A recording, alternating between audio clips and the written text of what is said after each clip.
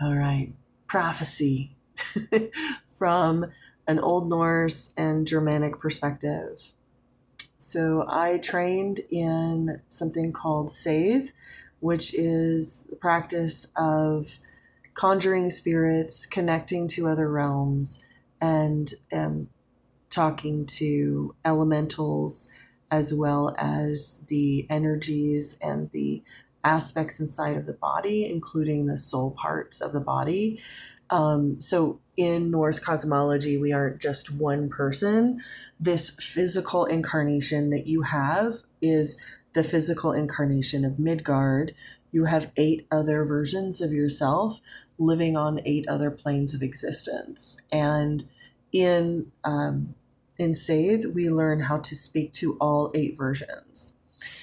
And in Norse lore, it was very popular, especially in the Viking times, to have seeresses. They were all the rage. Everybody wanted to be a vulva. And unfortunately, when things are popular, they can get really corrupted and they can be used for nefarious purposes. So I won't go into the lore too much, but there's quite a few bits of lore that talk about the Spakona, Spa, which is sitting on a high seat and speaking for the prophecy of vulvas visiting jarls and giving prophecy and getting paid for it. Um, they were kind of like, if you imagine before the internet, they were the organic version of the internet. So these women trained to connect to the collective subconscious of the whole planet. And so they can kind of tell the Jarls what's going on in the world without the Jarls having to send out massive amounts of spies and messengers.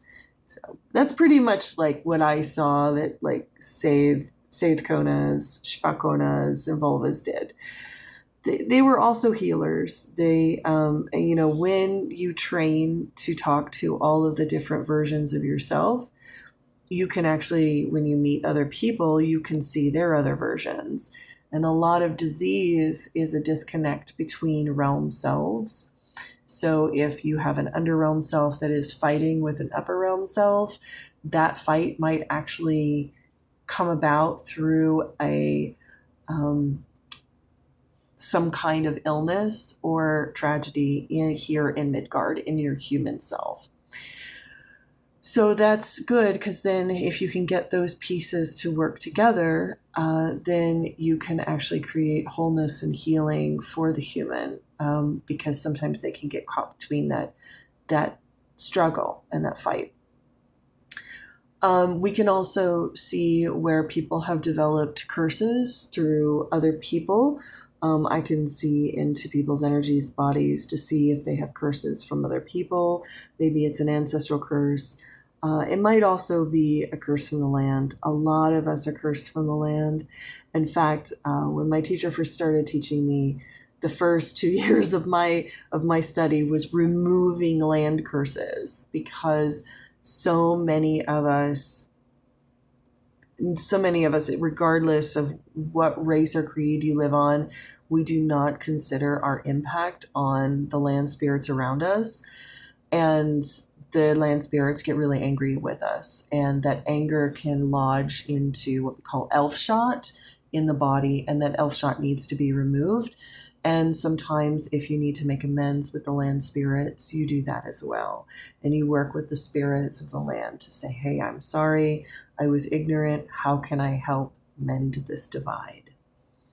So how does this all relate to prophecy, right? So we here in Midgard, we have above us, we have 4-dimensional selves in the 9 realms. So there is Vanahimar, Liasafhimar, Asgard, and Muspelhimar. Muspelhimar being the highest part of you. That's the part of you that is connected to the source of all light. And that is your light body and your spirit body that is pure light elemental. And that is the highest part. So you are connected to the source of all light of the universe, source of all consciousness through Muspelheim. And then that consciousness is filtered down through those four upper realms to get to you in Midgard.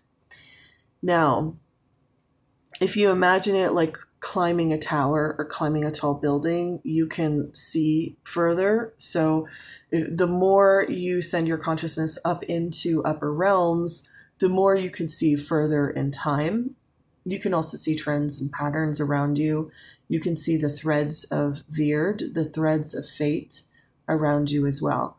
This all takes practice, and a lot of people deceive themselves in this practice, and that's okay.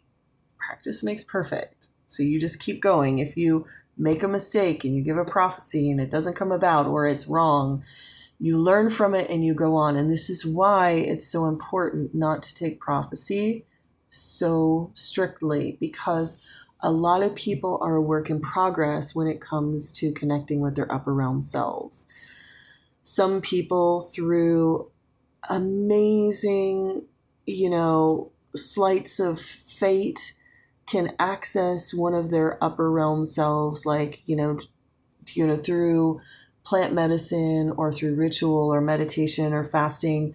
They can hit that plane and go up into the divine realms of Asgarth and Muspelheimr and see directly into the future, into the most probable future, because there's multiple futures that are available to all of us and collectively as well.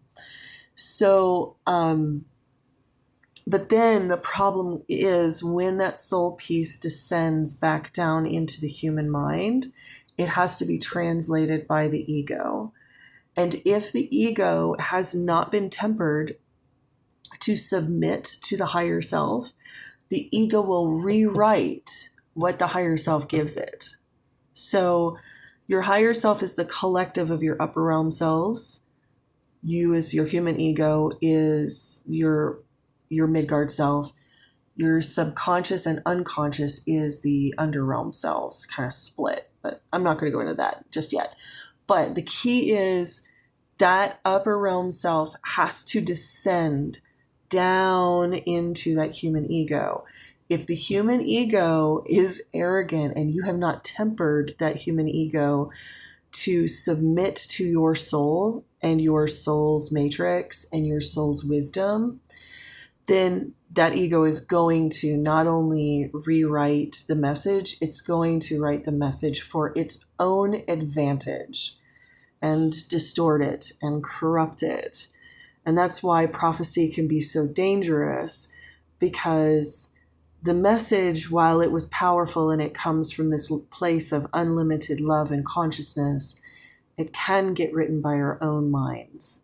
And it's important to remember that when you listen to prophecy, if the person is not trained, if they do not spend every day in ritual, you're looking at 90% of that prophecy is written by their ego, 10%, maybe even 1%, like it depends on the person, might actually be divine information.